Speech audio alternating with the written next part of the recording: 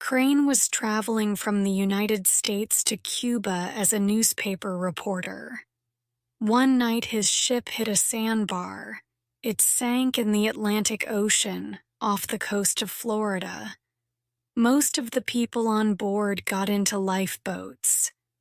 Crane was among the last to leave. There were 3 others with him: the ship's captain, the cook, and a sailor. These 4 men climbed into the only remaining lifeboat. The boat was so small that no one believed it could stay afloat for very long. None of the 4 men thought he would ever reach the shore, but the men fought the seas bravely with all their strength. Would they finally reach land?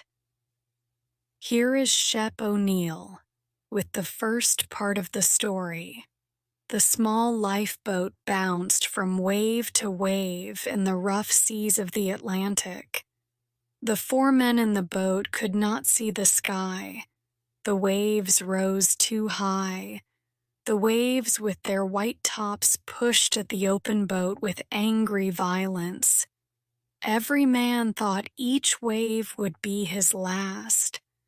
Surely the boat would sink and he would drown. The men thought that most adults would need a bathtub larger than the boat they were sailing. The waves were huge, and each created a problem in guiding the direction of the boat. For 2 days since the ship sank, the 4 men had been struggling to reach land. But there was no land to be seen. All the men saw were violent waves which rose and came fiercely down on them. The men sat in the boat, wondering if there was any hope for them. The ship's cook sat in the bottom of the boat. He kept looking at the 15 centimeters which separated him from the ocean. The boat had only 2 wooden oars. They were so thin, it seemed as if they would break against the waves. The sailor, named Billy, directed the boat's movement with one of the oars. The newspaper reporter pulled the second oar. He wondered why he was there in the boat. The 4th man was the captain of the ship that had sunk. He lay in the front of the small boat. His arm and leg were hurt when the ship sank. The captain's face was sad. He had lost his ship and many of his sailors. But he looked carefully ahead, and he told Billy when to turn the boat. "Keep her a little more south, Billy," he said.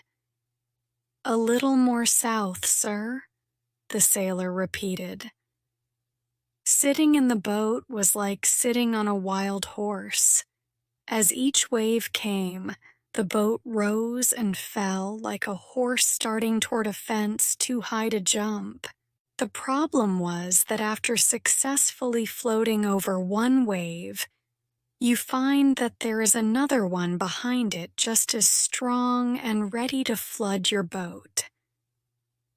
As each wall of water came in, it hid everything else that the men could see. The waves came in silence. Only their white tops made threatening noises. In the weak light, the faces of the men must have looked gray. Their eyes must have shone in strange ways as they looked out at the sea. The sun rose slowly into the sky. The men knew it was the middle of the day because the color of the sea changed from slate gray to emerald green, with gold lights, and the white foam on the waves looked like falling snow. As the lifeboat bounced from the top of each wave, the wind tore through the hair of the men. As the boat dropped down again, the water fell just past them. The top of each wave was a hill, from which the men could see, for a brief period, a wide area of shining sea. The cook said the men were lucky because the wind was blowing toward the shore. If it started blowing the other way, they would never reach land. The reporter and the sailor agreed, but the captain laughed in a way that expressed humor and tragedy all in one. He asked, "Do you think we've got much of a chance now, boys?" This made the others stop talking. To express any hope at this time they felt to be childish and stupid. But they also did not want to suggest there was no hope, so they were silent. "Oh, well," said the captain, "we'll get ashore all right."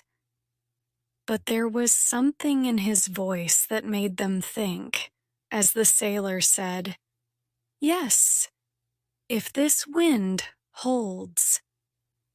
Seagulls flew near and far.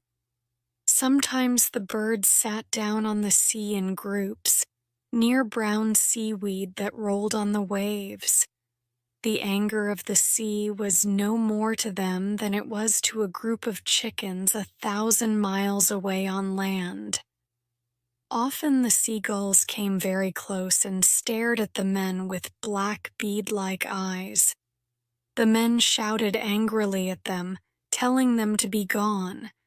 The sailor and the reporter kept rowing with the thin wooden oars.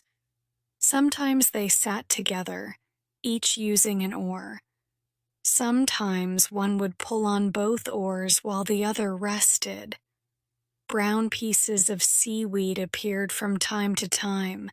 They were like islands, bits of earth that did not move. They showed the men in the boat that it was slowly making progress toward land. Hours passed. Then, as the boat was carried to the top of a great wave, the captain looked across the water. He said that he saw the lighthouse at Mosquito Inlet. The cook also said he saw it. The reporter searched the western sky. "See it?" said the captain. "No," said the reporter slowly. "I don't see anything." "Look again," said the captain. He pointed. "It's exactly in that direction." This time the reporter saw a small thing on the edge of the moving horizon. It was exactly like the point of a pin. "Think we'll make it, Captain?" he asked.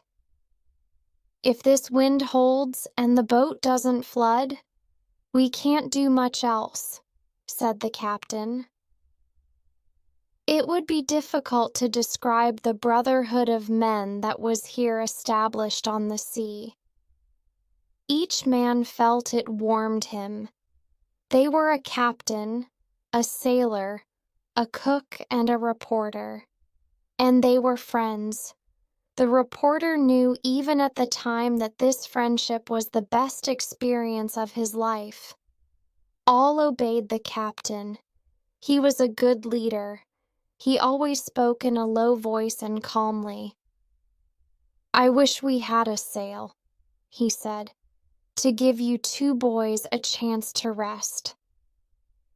So they used his coat and one of the oars to make a sail, and the boat moved much more quickly.